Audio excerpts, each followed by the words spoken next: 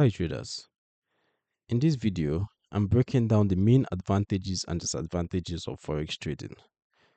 This isn't about hype or fear, just a clear look at what makes the Forex market attractive and what makes it risky, so you can decide how it fits into your own situation.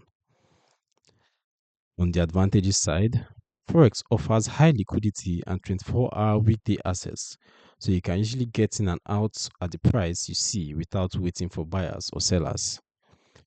Low entry costs and tight spreads, which means you can start with relatively small capital and still participate meaningfully if you are disciplined.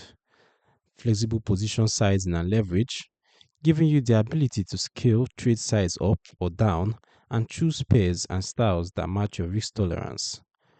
On the disadvantages side, Forex comes with high volatility and leverage risks, where the same price swings that create opportunity can quickly generate large losses if risk is not controlled. Let me give a quick example. Let's say I have my trend lines. Make use of this indicator. Okay, so on this chart, I have trend lines here. And let's say I wanted to take a setup based on the signal from this trend line. The same setup that led to this opportunity, this downside opportunity, could have easily led to losses if the trend continued upwards. So it's quite risky, and you should always apply proper risk management. All right.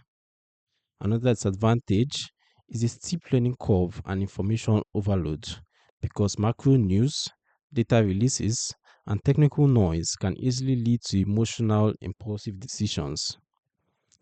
Variable regulation and the risk of scams, meaning broker and product due diligence, is essential before you deposit or connect any automated system. So, who Forex is for?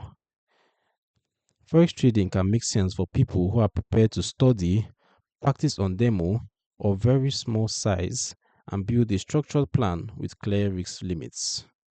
It is not a guaranteed income source. It can be highly stressful, and without solid risk management and emotional control, it is easy to lose money quickly, especially when using high leverage.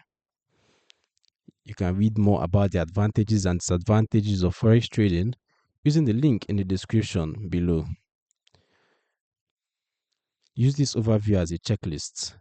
If you're comfortable with both the upside and the downside, you can then focus on building skills, not chasing shortcuts. If you appreciated this breakdown and got value from the video, make sure you like the video, drop a comment to share your thoughts or questions, and subscribe to the Forex Geek and turn on notifications for more tutorials. I look forward to seeing you in the next video.